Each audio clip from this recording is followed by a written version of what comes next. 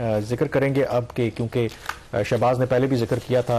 Government हालांकि कहती है कि नवंबर के जो फिगर आए हैं उसमें जो करंट अकाउंट है हमारा वो सरप्लस में गया है, और जो नंबर सामने आए हैं वो कहते हैं कि पिछली लास्ट टाइम ये 2015 में पाकिस्तान ने इतना जो सरप्लस है वो अचीव किया था। बट क्या यही स्टोरी है कि अगर तो सरप्लस वाकई हमारा करंट अकाउंट, और on the face of it बिल्कुल लगातार तीसरे महीने जो है पाकिस्तान का जो करंट अकाउंट है वो सरप्लस में जा रहा है।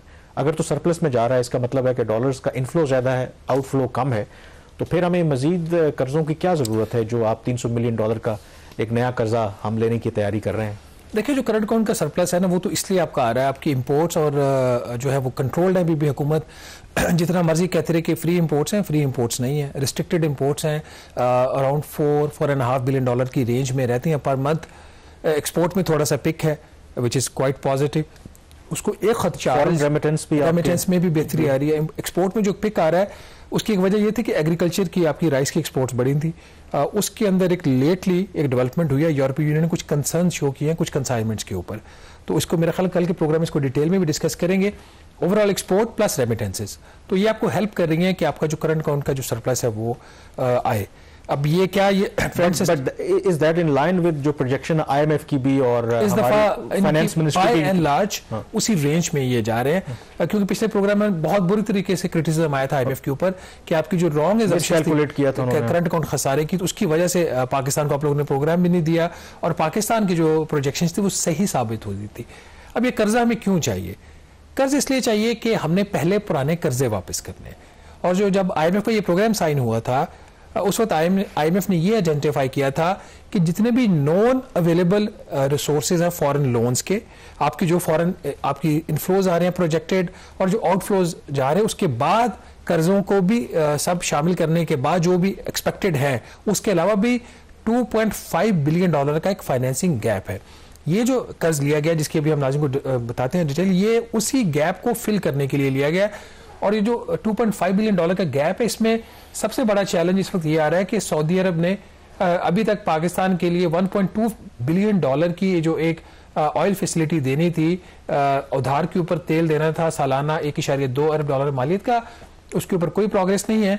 और दूसरा इसी वजह से हुकूमत पाकिस्तान को अब ये काम करना पड़ा। $300 मिलियन का एक लोन अरेंज किया हुकूमत पाकिस्तान ने फाइनली तकरीबन 2.5 साल के बाद किसी नॉन चाइनीज सोर्स से ये कर्ज लिया गया है। चाइना तो कमर्शियल लोन्स पाकिस्तान को देता रहा है, नॉन चाइनीज जो सोर्सेज थे वो विड्रॉ कर गए थे। ये वाला जो कर्ज है इसकी ट्रांजैक्शन बड़ी इंटरेस्टिंग है, जो स्ट्रक्चर है इस ट्रांजैक्शन का।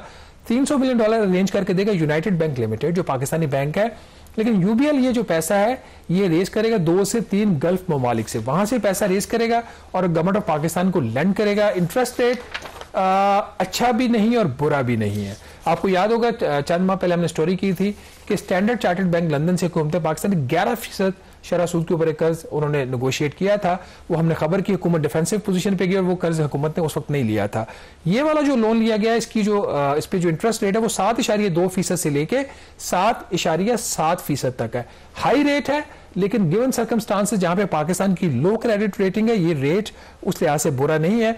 सितंबर में हुकूमत ने कर्ज लिया था बैंक ऑफ चाइना से, बेसिकली एक ओल्ड लोन था उनका, रिन्यू करवाया उसको, उसका जो एवरेज इंटरेस्ट रेट बन रहा था वो 8.5% बन रहा था। कामरान ये 1 साल के लिए ये कर्ज लिया गया है और इसकी वापसी विद इन अ ईयर होगी। ये एक it's not a good source of financing but the government does not have an option. एक और जो चीज हम क्लैरिफाई कर दें यहाँ पे, बल्कि उसको हाईलाइट करना जरूरी है, जो एक इशू होता है क्रेडिबिलिटी का। जब हम कोई खबर करते हैं तो हम कोशिश करते हैं क्या जो अपने नाजरीन और अपने जो रीडर्स हैं एक्सप्रेस ट्रिब्यून को, कि उनको हम एक ऑथेंटिक स्टोरी दें। मैंने एक खबर की थी वर्ल्ड बैंक के लोन की, जो एक प्रोग्राम था पेस के नाम से, program for affordable and clean energy का, जिसका हमने अपने प्रोग्राम में भी जिक्र किया था। वो $500 मिलियन लोन कैंसिल हो गया था। हुकूमत पाकिस्तान उस पर रिएक्ट किया। 2 किस्म का उनका रिएक्शन था कि पहली बात उन्होंने कहा ऐसा कोई लोन एग्जिस्ट ही नहीं करता जो कैंसिल हुआ। उन्होंने कभी हमने निगोशिएट ही नहीं किया, इनिशिएट ही नहीं किया, हालांकि उसका पॉलिसी मैट्रिक्स तय हुआ, प्रायर एक्शन तय हुए। दूसरा जो उनका क्लेम ये था कि वर्ल्ड बैंक ने इस स्टोरी को रिबट कर दिया। दोनों क्लेम्स उनके गलत थे। आज तक वर्ल्ड बैंक का कोई रिबटल नहीं आया और जो प्रोग्राम था वो नेगोशिएट भी हुआ, उसके नेगोशिएशन के जो डॉक्यूमेंट्स हैं उससे रिलेटेड प्रायर एक्शन के वो भी हमारे पास मौजूद हैं। पॉइंट यहाँ पे ये है कि स्टोरीज बिटर आती रहती हैं, कोई बड़ी बात नहीं है, इस तरह की चीज़ें ऊपर नीचे होती रहती हैं, लेकिन जो क्रेडिबिलिटी होती है चाहे जर्नलिस्ट की हो या हुकूमत की हो वो अहम होती है। यहाँ पे